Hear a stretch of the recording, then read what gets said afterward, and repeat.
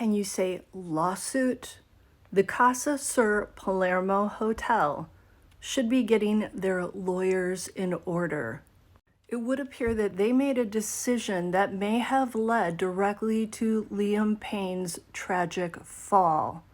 The images of staff carrying him in a most undignified manner up to his room after he apparently had convulsions on the floor tell a very damning story.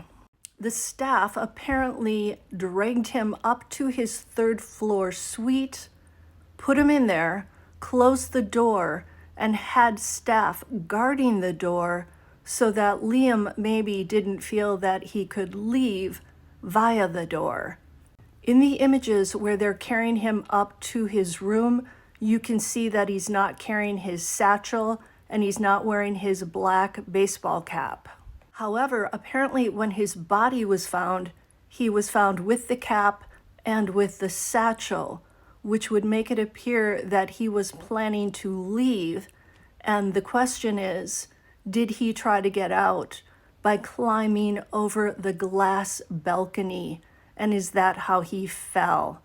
It definitely seems to be the most logical explanation because let's face it, you don't just fall over a balcony. So those images were captured on CCTV footage from inside the hotel. That image of Liam being dragged was taken at 4:54 p.m. and he fell off the balcony just after 5 p.m. Zoe, what do you think? Zozo, what do you think? Did he fall or did somebody push him, Zoe? By not calling an ambulance when Liam was said to be convulsing on the floor of the lobby, I believe the hotel made a fatal decision, made a very bad decision that led to a fatal outcome is really how I should put it. And to me, this makes them liable. Liam clearly needed medical help. He did not need to be shut away in his hotel room. The Amersham cemetery where he is buried is worried that grave robbers may attack his grave. And thinking about that, I know that Jim Morrison of The Doors, his grave was attacked. There used to be a bust of his head and his face on the grave. I saw it like that. And then the next time I went to that cemetery in Paris, the Père Lachaise cemetery, the bust was gone. So fans do crazy things to people's graves. So the cemetery is having to enhance their security to ensure that Liam really can rest in peace, which is sad to think that you have to do that, but you do. In other news, apparently Kate Cassidy had never met Liam's parents before the funeral. Can you imagine how awkward that might have been? You have to wonder, did his parents on some level blame Kate for leaving Liam behind and heading home without him? I mean, that would be unfair, but I have seen people online blaming Kate, saying that she abandoned Liam. Ultimately, Liam's decisions were up to Liam, but he clearly wasn't in a good state of mind. The other news is that Kate Cassidy showed up at the funeral with the actress Elizabeth Hurley's son, Damien, and apparently Kate had met Damien online on Instagram, and they became fast friends that way. So I'm wondering if she also met Damien Hurley for the first time at that funeral. And he appears to be the only person that she came with. I'm sure she felt that she needed some backup, a friend, somebody to lean on, since she maybe hadn't met too many of the people. We know she met Niall Horan in Argentina because she accompanied Liam to that funeral, but it's unclear how much she knows of the other One Direction band members.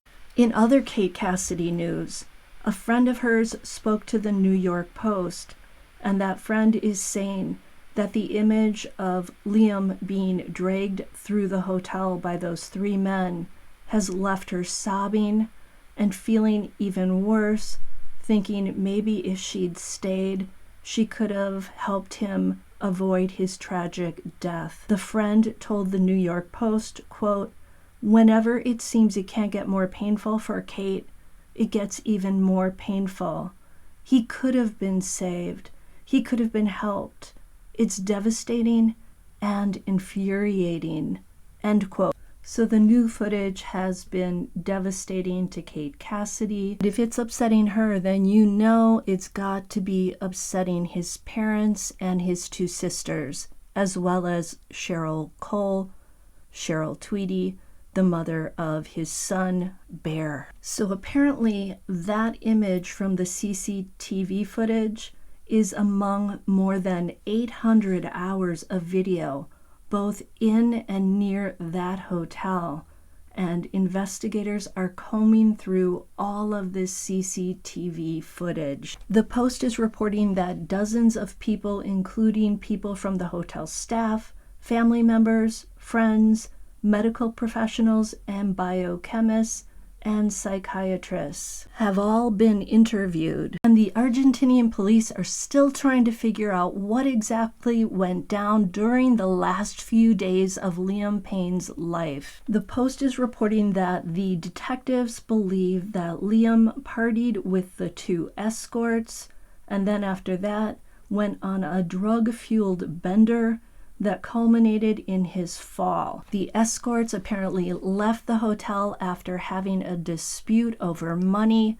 Early on, it was reported that Liam maybe didn't have any access to cash or his credit cards at the time. He apparently agreed to pay them $5,000, or I don't know if it was pounds, 5,000 something. And then he didn't have access to the money. Allegedly, we're going off what people are saying. We don't know if this is verified, but the rumor is that he said, "I can pay you 20,000, but I have the money, I just don't have it with me right now." So I'm wondering if this so-called friend, Roger Rogelio Norris, was he the guy keeping track of Liam's spending while in Argentina? Why would a guy like Liam, who's got millions of pounds in the bank, not have enough money to follow through with his payment to these two women? But what's weird about that is he apparently had enough money to purchase